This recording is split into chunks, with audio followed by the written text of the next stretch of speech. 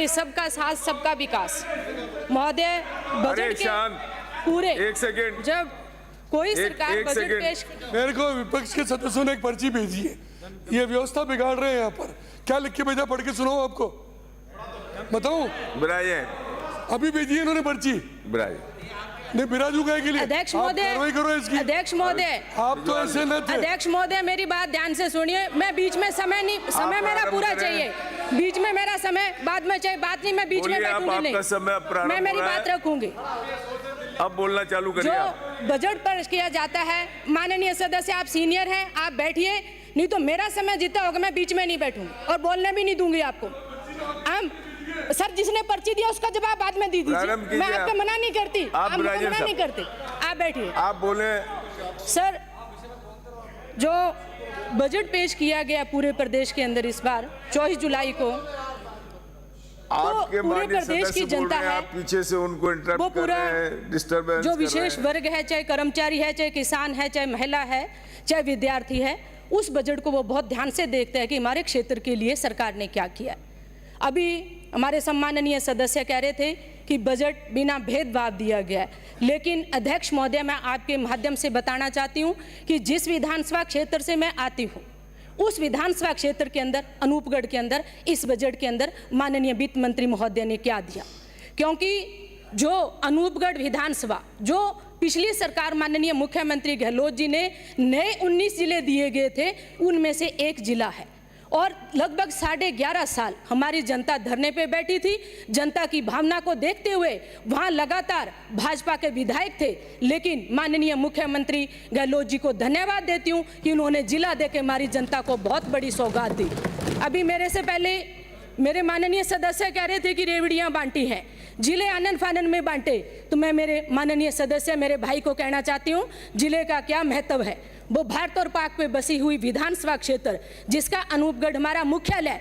मैं बताती हूँ आपको कि जब 150 किलोमीटर, 175 किलोमीटर आप अपने घर से उठकर जिला हेडक्वार्टर जाते हो, तो आपको वहाँ कोई कर्मचारी अधिकारी नहीं मिलता है, लेकिन जब वापस आते हो तो गांव और ढाणी को जाने के लिए आपको साधन नहीं मिलता है। लेकिन जो सौगात देकर जिले की हमें मुख्यमंत्री गहलोत जी ने दी थी, पूर्ववर्ती कांग्रेस सरकार ने दी थी, मैं धन्यवाद देना चाहती हूँ। लेकिन अभी भाजपा की सरकार ने क्या, मेरा अध्यक्ष महोदय आपके माध्यम से माननीय मुख्यमंत्री जी से और वित्त मंत्री से निवेदन और जानना चाहती हूं, क्या आप अनूपगढ़ को जिला मानते हो?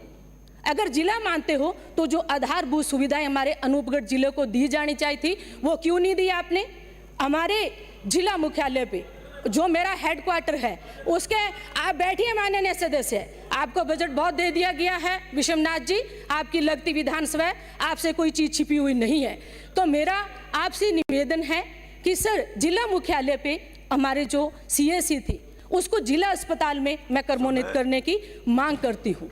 इसके साथ साथ परिवहन कार्यालय की मैं आपसे मांग करती हूँ, क्योंकि हमें 150 किलोमीटर गंगानगर हमारे जो वाहन के रजिस्ट्रेशन के लिए जाना पड़ता है। इसके साथ साथ जो हमारा गढ़साना क्षेत्र है, लगभग 30 से 35 हज़ार की आबादी है, उसके अंदर पंचायत समिति है, उपखंड कार्यालय है, ADG कोर्ट है और हमारी बहुत बड़ी धान मंडी है। उसको मैं आपसे निवेदन करती हूँ कि सर, आप गढ़साना को नगर पालिका जो हमारी 3 STR, 2 STR, 1 STR, 84 जो 4 पंचायतें लगती हैं, वहाँ आप नगर पालिका देके जनता को जो हमारी निकासी से संबंधित समस्याएं हैं और भी बहुत सी समस्याएं, उनसे आप निजात दीजिए।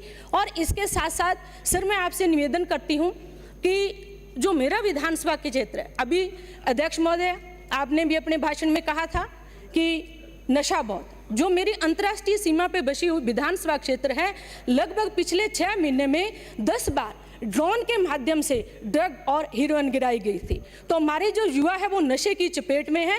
4 से 5 दिन में एक युवा की हमारी मृत्यु हो रही है।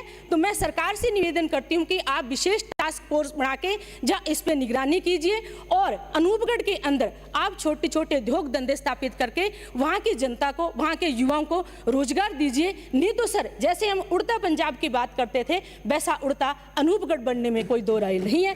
तो मैं नशे पे लगाम लगाने के लिए आपसे निवेदन करती हूँ। इसके साथ साथ सर, मेरी जो विधानसभा है कृषि प्रधान है, हम सिंचाई के पानी पे निर्भर करते हैं, लेकिन जो किसानों के संबंध में आप कह रहे हो कि हमने बहुत कुछ दिया है, लेकिन सर गेहूं के ऊपर आपके घोषणा पत्र में 2700 रुपये प्रति क्विंटल आपने देने की बात कही थी। अभी 2275 रुपये प्रति क्विंटल प्लस 125 रुपये आपने बोनस दिया, तो मात्र 2400 रुपया हो रहे वहाँ। ज्वार और बाजरे पे एमएसपी की बात की, उसकी क्या हुई बताइए। तो 300 रुपये प्रति क्विंटल एक किसान को नुकसान हो रहा है। इसके अंदर किसान के संबंध में आप क्या कहेंगे। 22 के अंदर सरसों की फसल सर जो हमारे पाड़े के कारण खराब हुई थी, केंद्र सरकार ने उसका सर्वे करवाया, लेकिन आज तक उसका मुआवजा किसानों को नहीं दिया। लगभग 40,000 हमारे किसान भटक रहे हैं। और इसके साथ साथ सर बहुत बड़ा मुद्दा मेरे रावड़ा क्षेत्र का है। पिछली बार समर्थन मूल्य के ऊपर क्रय विक्रय सहकारी समिति के द्वारा हमारी सरसों की खरीद की गई थी, लेकिन उसके अंदर बहुत बड़ा घोटाला बताया गया।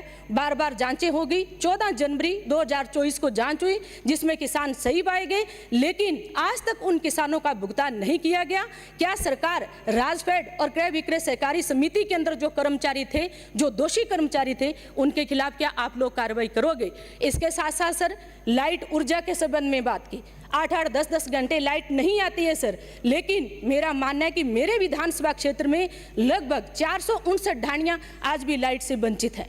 5 ढाणियों का समूह बना के हम लाइट देते हैं, लेकिन जी एक ढाणी के संबंध में आपका क्या मानना है कि जी एक ढाणी उसको लाइट की व्यवस्था करेंगे या नहीं करेंगे। इसके साथ साथ पिछली सरकार ने 100 यूनिट घरेलू कनेक्शन के ऊपर लाइट फ्री दी थी, इसके आपके ऊपर क्या कहना है। किसानों को फ्री कृषि कनेक्शन दिया गया, 2000 यूनिट हमें लाइट फ्री दी गई, क्या सरकार उस योजना को चालू रखेगी क्या। इसके साथ साथ सर मैं माननीय जो हमारे वित्त मंत्री हैं, एक महिला होने के नाते उनसे मांग करती हूँ कि गड़साना के अंदर जो मेरा 2.5 लाख की आबादी का विधानसभा क्षेत्र आता है, एक भी कन्या महाविद्यालय नहीं है। तो मेरा आप सभी से निवेदन है कि 12वीं के बाद एक गरीब बच्चे को अपनी बच्ची की उच्च शिक्षा के लिए अगर कहीं भेजना चाहे, जहाँ प्राइवेट संस्थाओं में वो अध्ययन नहीं करवा पाते हैं कॉलेजों के अंदर, तो कन्या महाविद्यालय की मैं मांग आपके माध्यम से सरकार से करती हूँ। और इसके साथ साथ सर मेरा आप सभी से निवेदन है कि घग्गर नदी जो हिमाचल की शिवालिक पहाड़ियों से निकलते हुए हमारे जो हरियाणा, पंजाब और राजस्थान से होते पाकिस्तान को पानी जाता है, और सर उस पानी को अगर डैम बनाकर उस नदी को वहाँ उस पानी संचित किया जाए, और जब नहरबंदी आती है IGNP तो उस समय किसानों को पानी दिया जा सकता है। इसके साथ साथ सर मेरा आपसे निवेदन है कि महिलाओं के ऊपर जो बात होती है, सर 1 मिनट हमें एक बात मैं कहना चाहती हूँ।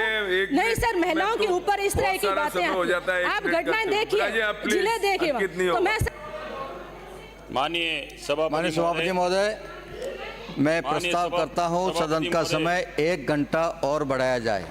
सदन का समय 6 बजे तक के लिए 1 घंटे के लिए बढ़ाया जाता है। माननीय सभापति